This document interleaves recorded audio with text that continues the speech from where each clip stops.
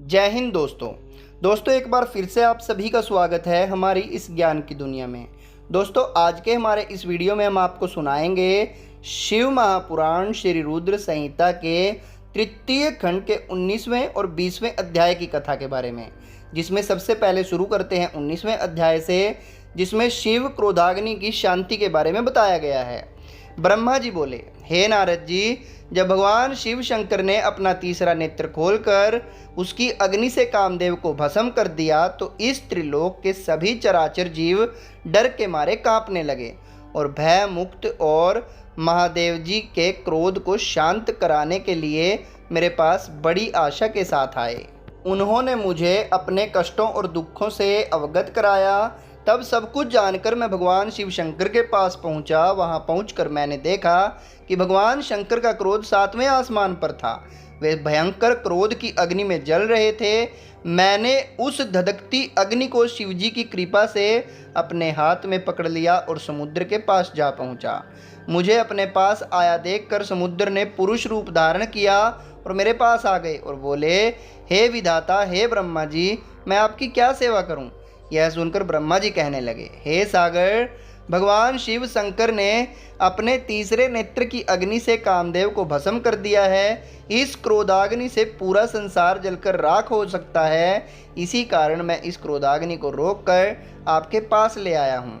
हे सिंधुनाज, मेरी आपसे यह विनम्र प्रार्थना है कि सृष्टि की प्रलय काल तक आप इसे अपने अंदर धारण कर लें। जब मैं आपसे इसे मुक्त करने के लिए कहूँ तभी आप इस शिव क्रोधाग्नि को त्याग करना। आपको ही इसे भोजन और जल प्रतिदिन देना होगा तथा इसे अपने पास धरोहर के रूप में सुरक्षित रखना होगा। इस प्रकार मेरे कहे अनुसार समुद्र देव ने क्रोधाग्नि को अपने अंदर धारण कर लिया। उसके समुद्र में प्रविष्ट होते समय पवन के साथ बड़े बड़े आग के गोलों के रूप में क्रोधाग्नि समुद्र के पास धरोहर के रूप में सुरक्षित हो गई। तत्पश्चात मैं अपने लोक वापिस लौट आया। तो दोस्तों यहाँ पर समाप्त होता है 19वां अध्याय और शुरू होता है 20वां अध्याय, जिसमें शिवजी के बिछोह से पार्वती के शोक के बारे में बताया गया है।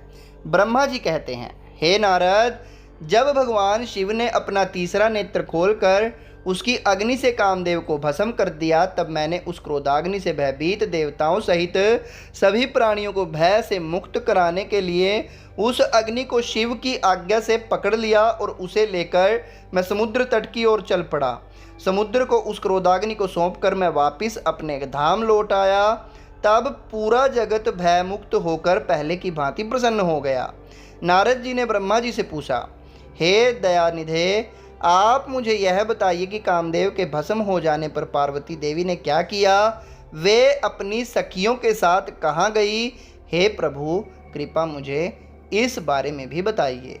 नारद जी के यह वचन सुनकर ब्रह्मा जी बोले, भगवान शंकर के तीसरे नेत्र से उत्पन्न अग्नि ने जब कामदेव को जलाकर भस्म कर दिया तब पूरा आकाश गूंजने लगा।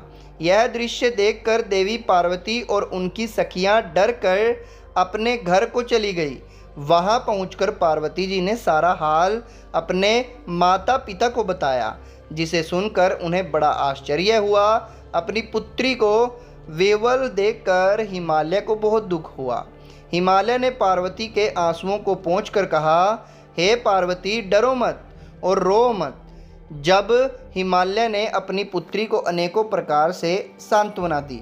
कामदेव को भस्म करने के उपरांत शिवजी वहां से अंतर्ध्यान हो गए। तब शिवजी को वहां न पाकर पार्वती अत्यंत व्याकुल हो गई। उनकी नींद और चैन जाते रहे। वे दुखी और बेचैन रहने लगी। उन्हें कहीं भी सुख शांति का अनुभव नहीं होता था। तब उन्हें अपने रूप के प्रति भी शंका होती थी। पार्वती सोचती कि क्यों मैंने अपनी सखियों द्वारा समझाने पर भी कभी ध्यान नहीं दिया। देवी पार्वती सोते जागते, खाते पीते, नहाते धोते, चलते फिरते और अपनी सखियों के साथ होते हुए भी सिर्फ महादेव जी का ही ध्यान और चिंतन करती थी। इस प्रकार उनका मन शिवजी में बिछोह को की जो वेदना थी उसको सहन नहीं कर पा रहा था। वे शारीरिक रूप से अपने पिता के घर और हृदय से भगवान शंकर के पास रहती थी। शोक में डूबी पार्वती बार बार मूर्छित हो जाती थी। इससे गिरिराज हिमालय अपनी पत्नी मैना बहुत दुखी हो रहे थे। वे पार्वती को समझाने की बहुत कोशिश करते थे, परंतु पार्वती का ध्यान शिवजी की ओर से जरा भी नहीं हटता था। हे देवर्षि नारद, एक दिन देवराज इंद्र की इच्छा से आप घूमते हुए हिमालय पर्वत पर आए। तब शैलराज हिमालय ने आपका बहुत आदर सत्कार किया और आपका कुशल मंगल पूछा।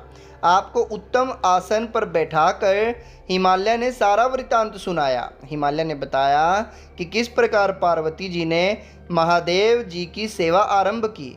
इसके बाद आपकी पुत्री के शिव पूजन से लेकर कामदेव के भस्म होने तक की सारी कथा आपको सुनाई। यह सब सुनकर आपने गिरिराज हिमालय से कहा कि आप भगवान शिव का भजन करें। तत्पश्चात हिमालय से विदा लेकर आप एकांत में गुमसुम बैठी देवी पार्वती के पास आ गए। तब उनका हित करने की इच्छा से आपने उन्हें इस प्रकार सत्य वचन कहे। आपने कहा, हे पार्वती, तुम मेरी बातें ध्यानपूर्वक सुनो।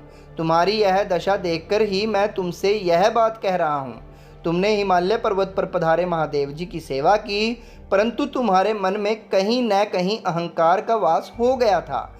शिव भक्त वत्सल हैं, वे अपने भक्तों पर सदैव अपनी कृपा दृष्टि बनाए रखते हैं। वे विरक्त और महायोगी हैं। तुम्हारे अंदर उत्पन्न हुए अभिमान को तोड़ने के लिए ही सदाशिव ने ऐसा किया है। अतः तुम उन्हें तपस्या द्वारा प्रसन्न करने का प्रयत्न करो। तुम चिरकाल तक उत्तम भक्ति भाव से उनकी तपस्या करो। तुम्हारी तपस्या से प्रसन्न होकर महादेव जी निश्चय ही तुम्हें अपनी सहधर्मिणी बनाना स्वीकार करेंगे। यही शिव जी को पति रूप में प्राप्त करने का एकमात्र साधन है। हे नारद, आपकी यह बात सुनकर देवी शिवा हर्षित हुई और इस प्रकार बोली, हे मुनिश्रेष्ठ, आप सब कुछ जानने वाले तथा इस जगत का उपकार करने वाले हैं। अतः आप शिव जी की आराधना के लिए मुझे कोई मंत्र प्रदान करें। तब आपने पार्वती को पंचाक्षर शिव मंत्र ओम नमः शिवाय का विधि पूर्वक उपदेश दिया। इसके प्रभाव का वर्णन करते हुए आपने कहा, यह मंत्र सब मंत्रों का राजा है और सभी कामनाओं को पूर्ण करने वाला है। यह मंत्र भगवान शिव को बहुत प्रिय है।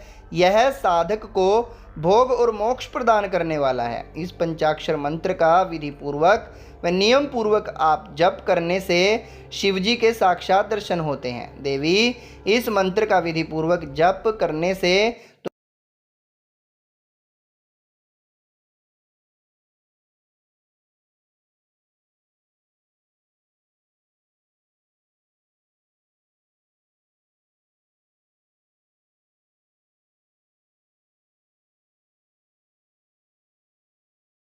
इस मंत्र के प्रभाव से शिव जी वश में हो जाते हैं। उत्तम भाव से की गई तपस्या से ही मनोवांछित फलों की प्राप्ति होती है। ब्रह्मा जी बोले, नारद, तुम भगवान शिव के प्रिय भक्त हो। तुम अपनी इच्छा अनुसार जगत में भ्रमण करते हो। तुमने देवी पार्वती को सभी कुछ समझाकर देवताओं के हित का कार्य किया। तत्पश्चात तुम स्वर्गलोक को चले गए। तुम्हारी बात सुनकर देवी पार्वती बहुत प्रसन्न हुई। तो दोस्तों, यहाँ पर समाप्त होता है 20वां अध्याय। कल फिर मिलेंगे आपको 21वें अध्याय के साथ। तब तक के लिए जय हिंद, जय भारत।